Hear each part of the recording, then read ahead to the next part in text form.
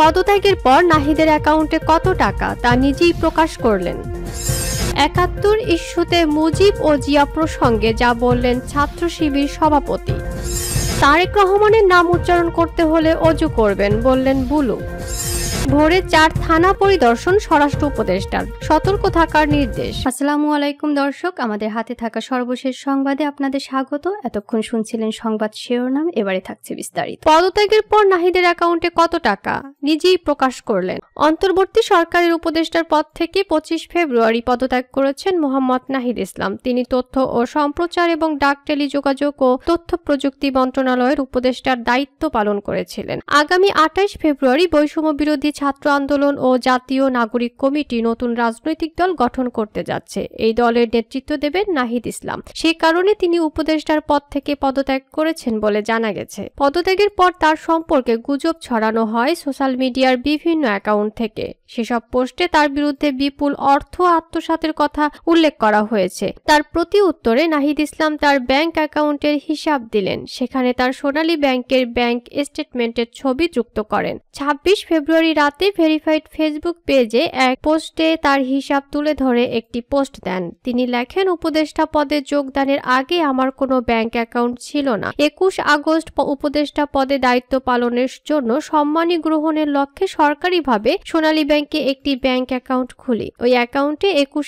August ২০২৪ থেকে ২৬ ফেব্রুয়ারি ২০২৫ পর্যন্ত লেনদেনের হিসাব জনগণের কাছে উপস্থাপন করছি। তিনি আরও বলেন, ওই হিসাবে ১০,০৬,৮৮৬ টাকা জমা হয়েছে এবং ৯,৯৬,১৮৮ টাকা উত্তোলিত হয়েছে। উল্লেখ্য, সোনালী ব্যাংকের এই অ্যাকাউন্টটি ছাড়া আমার অন্য কোনো অ্যাকাউন্ট নেই। নাহিদ ইসলাম লেখেন, উপদেষ্টা হিসেবে দায়িত্ব পালনকারী আমার বা আমার পরিবারের সদস্যের নামে বাংলাদেশের কোথাও জমি বা ফ্ল্যাট নেই বা আমার পরিবার কর্তৃক ক্রয় করা হয়নি। সাবেক তথ্য উপদেষ্টা বলেন, আমার একান্ত সচিবের ইসলামী ব্যাংক বাংলাদেশের হিসাবে ৩৬,০২৮ টাকা রয়েছে। উনি একান্ত সচিব হিসেবে দায়িত্ব নেওয়ার পর ওনার নিজের নামে বা ওনার পরিবারের নামে কারোর বাংলাদেশে কোথাও কোনো সম্পত্তি ক্রয় করা হয়নি। তিনি লেখেন, এছাড়া আমার ব্যক্তিগত কর্মকর্তা সহ সংশ্লিষ্ট যে কারোর সম্পদের স্বচ্ছ হিসাব রয়েছে, প্রয়োজনে উন্মুক্ত করা হবে। তথ্য অধিকার আইন ২০০৯ অনুযায়ী বাংলাদেশের যে কোনো সরকারি দপ্তরে ওই তথ্য যাচাইযোগ্য বলেও তিনি উল্লেখ করেন। ৭১ ইস্যুতে মুজিব ও জিয়া প্রসঙ্গে যা বললেন ছাত্র শিবির সভাপতি। বাংলাদেশ ইসলামী ছাত্র শিবিরের কেন্দ্রীয় সভাপতি জাহিদুল ইসলাম বলেছেন, ৭১ সালের ইস্যুটা ছিল টিক্কা খান এবং ভুট্টোকে কেন্দ্র করে।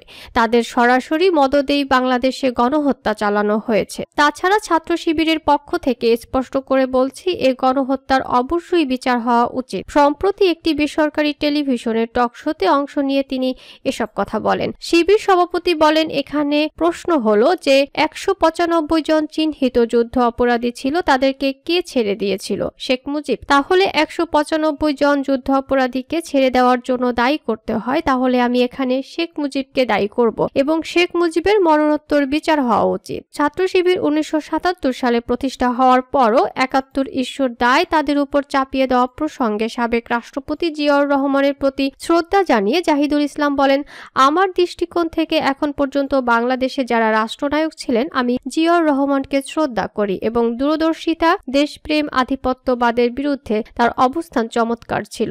তিনি সর্বপ্রথম বাংলাদেশে পক্ষ বিপক্ষের রাজনীতিটাকে ভ্যানিশ করে একটা ইনক্লুসিভ রাজনীতি তৈরি করেছিলেন। শিবির সভাপতি বলেন, শাহ আজিজুর রহমান তিনি চিহ্নিত স্বাধীনতা বিরোধী ছিলেন, তাকে বাংলাদেশের প্রধানমন্ত্রী করেছেন জিয়াউর রহমান। আব্দুর রহমান বিশ্বাসকে তিনি রাষ্ট্রপতি করেছিলেন। মশিউর রহমান জাদু মিয়াকেও করেছেন। বিএনপির মহাসচিব মির্জা ফখরুল ইসলাম, ওনার বাবার বিষয়টাও আপনারা জানেন।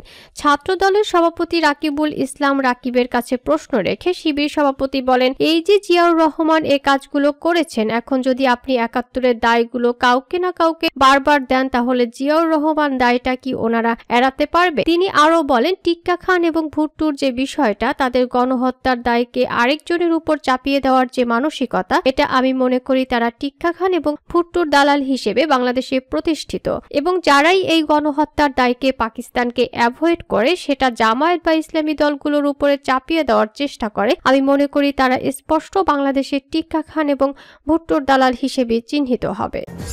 তারেক রহমানের নাম উচ্চারণ করতে হলে অজু করবেন বললেন বুলু। বিএনপির ভাইস চেয়ারম্যান বরকতুল্লাহ বুলু বলেছেন, শহীদ জিয়ার উত্তরসূরি হচ্ছেন তারেক রহমান, তার নামটি উচ্চারণ করতে হলে অজু করবেন। আপনাদের মতো নাবালক উপদেষ্টারা নেতারা এই ধরনের কথা বলে দেশকে বিভক্ত করতে পারবেন না। 25 ফেব্রুয়ারি বিকেলে কুমিল্লা টাউন হল মাঠে কুমিল্লা মহানগর বিএনপির দ্বিবার্ষিক সম্মেলনে উদ্বোধকের বক্তব্যে তিনি এসব কথা বলেন।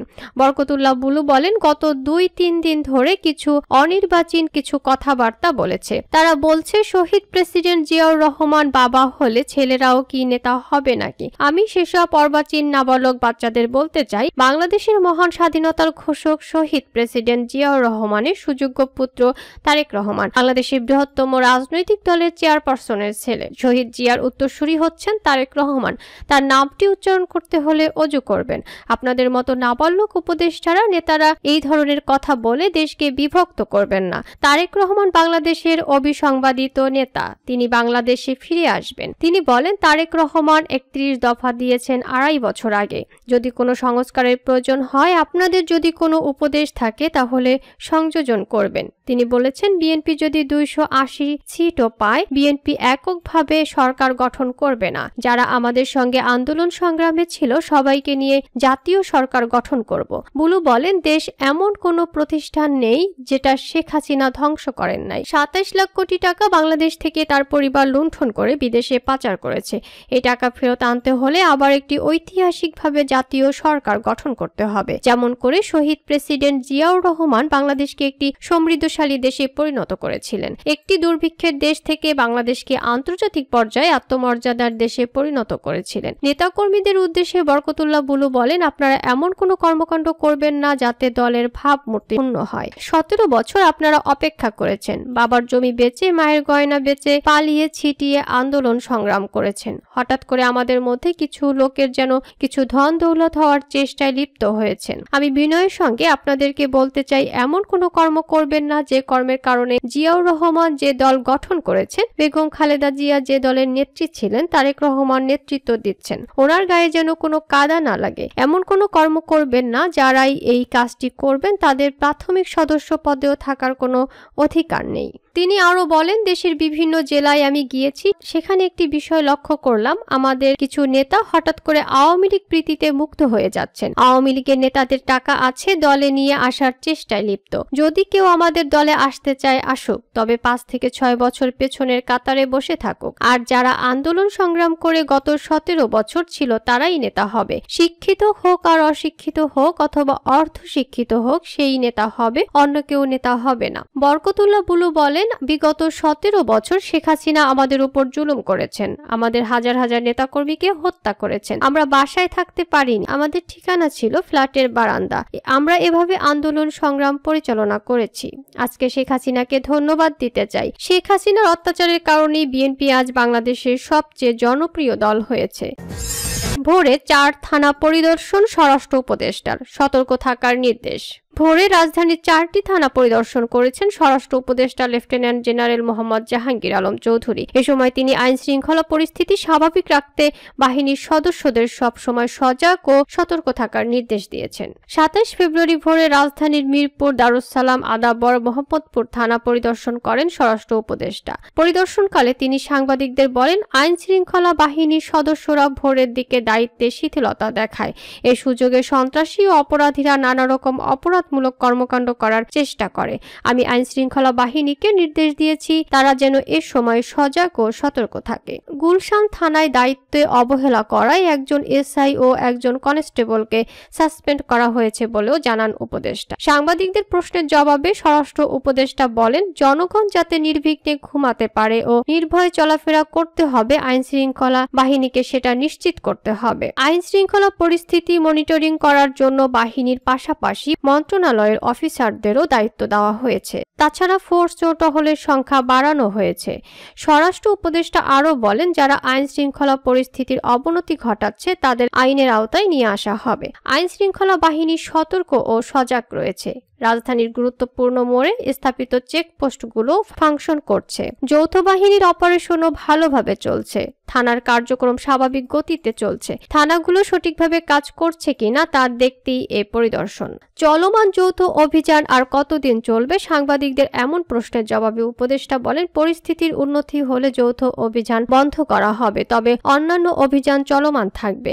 বুধবার গুলশান থানায় দায়িত্বে অবহেলা করায় একজন এসআই ও একজন কনস্টেবলকে সাসপেন্ড করা হয়েছে। উপদেষ্টা তার বাড়িধারা DOHS এর বাসা থেকে বের হয়ে ইসিবি চত্বর, কালশী, পল্লবী, মিরপুর 10 হয়ে মিরপুর থানায় পৌঁছান। পরিদর্শন শেষে সেখান থেকে মিরপুর 1 হয়ে দারুসসালাম থানায় যান। দারুসসালাম থানা থেকে টেকনিক্যাল মোড়, শ্যামলী হয়ে আদাবর থানা পরিদর্শন করেন। পরে সেখান থেকে মোহাম্মদপুর থানায় যান। মোহাম্মদপুর থানা পরিদর্শন শেষে ধানমন্ডি 27, সংসদ ভবন, বিজয় সরণি, মহাখালী ও বনানী হয়ে বাড়িধারার বাসায় ফিরে আসেন। থানাগুলো পরিদর্শনকালে উপদেষ্টা থানার অভ্যর্থনা কক্ষ, হাজতখানা সহ আনুষঙ্গিক স্থাপনা ঘুরে দেখেন। তিনি ডিউটি অফিসার সহ কর্তব্যরত আইন শৃঙ্খলা বাহিনীর সদস্যদের সঙ্গে কথা বলেন ও প্রয়োজনীয় দিক নির্দেশনা দেন। এ সময় স্বরাষ্ট্র উপদেষ্টা আইন শৃঙ্খলা বাহিনীর সদস্যদের আরও তৎপর হওয়ার নির্দেশ দেন। পথে তিনি জিল্লুর রহমান ফ্লাইওভার চেকপোস্ট ও কালশী মোড় চেকপোস্ট পরিদর্শন করেন এবং দায়িত্বরতদের সঙ্গে কথা বলেন। এছাড়াও উপদেষ্টা মিরপুর থানা মোড় ও টেকনিক্যাল মোড়ে উপস্থিত সাধারণ জনগণের সঙ্গে কথা বলেন, তাদের খোঁজ খবর নেন ও সার্বিক আইন শৃঙ্খলা পরিস্থিতি সম্পর্কে জানতে চান। উপস্থিত জনতা বর্তমান আইন শৃঙ্খলা পরিস্থিতি সন্তোষজনক বলে মন্তব্য করেছেন।